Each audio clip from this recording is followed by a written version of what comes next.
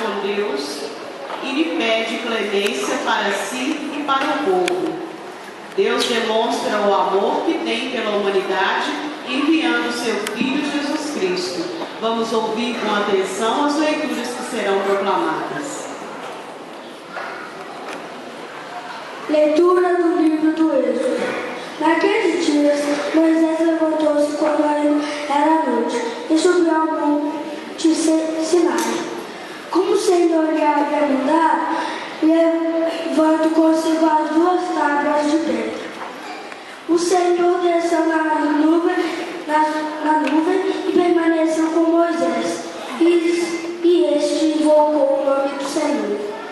Enquanto o Senhor passava diante dele, Moisés gritou: Senhor, Senhor, Deus misericordioso e clemente, paciente, rico em bondade e fiel.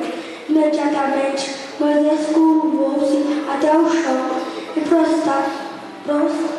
prostrado por terra disse: Senhor, é verdade que gosto de teu favor. Peço-te, caminha conosco, embora seja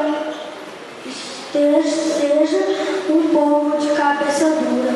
Perdoa nossas culpas e nossos pecados e acolher-nos como propriedade tua. Palavra do Senhor. Graças a Deus.